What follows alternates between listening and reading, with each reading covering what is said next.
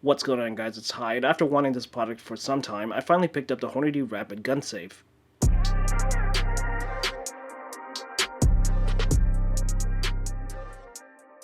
I personally have a few different safes, but I've been wanting something a little bit more inconspicuous. Something that can be put in plain sight that gives me quick access to its contents without screaming that it's a safe or in a break-in situation to steal me. After some research, the Hornady RAPiD gun safe seems to be the best option for what I was looking for. If you couldn't tell, this thing looks like a retro digital clock. It looks like something that people wouldn't necessarily want to steal if they were in a dash to get in and get out with the most valuable things possible, and I think that's the biggest appeal of the RAPiD gun safe. It's unassuming to say the least, but don't let appearances deceive you. Behind the boring facade are some pretty nice features. Constructed from 14 gauge steel and weighing in at around 18 pounds, the RAPiD gun safe is no slouch when it comes to build. This safe is designed to be heavy duty and tamper proof, but to be realistic, with enough time and if someone really wants to get into something, they're going to be able to do it. Something like the RAPiD gun safe is more so intended to be good enough for those dash and grabs. It'll be able to slow the thief down and possibly make them lose interest. At the front of the RAPiD gun safe is the discrete tempered glass front panel display, which contains an RFID reader, clock display, access code keypad, and the battery backup panel. In talking about this panel, I should talk about how we get access to the inside of the safe, and there are 3 ways to do so. First, the safe comes with a set of tubular keys. These are used to open the safe from the back if you so choose, and as a backup when it's not possible to use the other methods. The next way to open the safe is by using the access code keypad. This system allows for a 4 to 6 digit combination to be set and used. Finally, we have the RFID reader that's hidden behind the clock display. This is used in conjunction with registered RFID tags to open the safe in the fastest way possible. Included with the RAPiD gun safe is 1 watch band tag, 1 key fob tag, and 2 stick-on decal tags. Hornady does offer various other RFID tag options at an additional cost, but keep in mind that only 5 tags can be registered with this safe at a time. Inside the safe, we get an interior dimension of 2.2 inches high by 9.2 inches wide by 6.9 inches deep. I do want to note that there is a rubber tray inside the drawer, and I'm not sure if the listed interior dimensions accounts for this as it does take up some space. The tray is removable, but I wouldn't necessarily recommend doing that because there are some visible wiring under it. There's probably less chance of damage to the unit if the tray is used. Now, this safe can of course be used for anything, but as the name implies, it is intended to be a safe that gives the users rapid access to their gun. For reference, here is a Glock 19 Gen 5 in the safe. As you can see, the 19 fits perfectly fine when the slide is pointing side to side. The 19 will not fit with the slide pointing front to back. If you want to orientate a pistol pointing front to back, you need something the size of a Glock 43X, which is just a bit smaller than the exact width. And of course, anything smaller would work.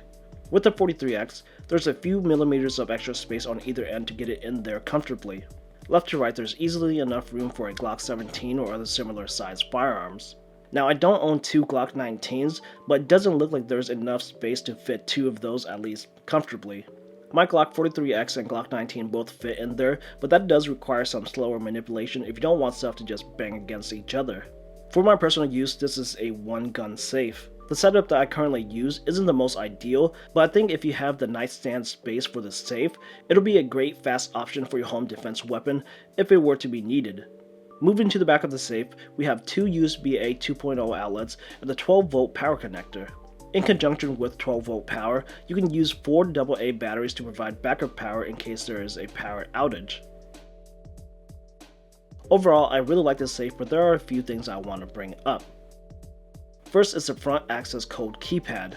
Not that it doesn't work, I just don't like it that there's numbers visible. The numbers just throw things off when you look at the front panel and make the unit look less like a clock and more so like there's possibly more to this device. The number pad makes the safe less inconspicuous. I would have much preferred the dot system that Hornady uses in the RAPiD vehicle safe. However, in a dash and grab, these may not have the time to be paying too much attention to make the distinction, but that's a gamble that I'd rather not have to take. Another thing that can be changed is the drawer opening system. When the safe is unlocked, the drawer automatically pushes out, and this is because there is a spring at the back of the drawer. It is compressed when the drawer is closed, so when it opens, the spring decompresses and pushes the drawer out. However, the drawer only partially opens by itself. The user still has to fully pull the drawer out in order to access the firearm. In a situation where seconds matter, I would just like it more if the drawer were to completely open by itself and I can get whatever is in there right away. My next issue is with the program button. This button sits at the back of the drawer and is used to program the RFID tags and the key code. The various instructions say to press and release this button to activate it, but from my experience, the button doesn't really respond to press and releases. Most of the time it doesn't activate to get it going, I have to press and hold. This can be problematic as there are other functions of this button that utilizes press and holds, so using this button isn't exactly intuitive. Maybe it's just this particular unit that's having issues, I don't know. I just know that mine isn't working as intended. My last annoyance would be with the safe's programming that deals with deleting previously registered RFID tags. The way that the safe is set up, you cannot delete just one registered RFID tag, you have to delete them all every time. So if you have 5 tags registered and only want to delete one, you can't do that. You'll have to delete them all and register all the ones that you want to use again. It's just a clumsy way to go at it, but at least it's not likely something that users will have to deal with over and over again. It's more of a set it and forget it approach, and in that sense, this is more of an annoyance than a real issue. And that's going to be it. Like I said, overall, I really like this safe. In my opinion, it doesn't look all that good, but that's kind of the point. It's supposed to be a retro looking alarm clock that's inconspicuous and make you think that it's just an alarm clock and not to steal it. With that in mind, this product works perfectly. As I've explained, there are a few things that can be changed, but realistically, those are just minor annoyances, not real problems. For me personally, this is a definite recommend. If you're interested in this safe, check out the links in the description below, which leads you to places where you can purchase it. If you've enjoyed this video, make sure to give it a thumbs up, share it around, comment down below with any thoughts or questions you may have. Don't forget to subscribe to this channel for more content. And if you want to further support my work, consider hitting the join button down below and become a member of this channel. Consider becoming a patron on Patreon or via the other methods that I've listed in the description below.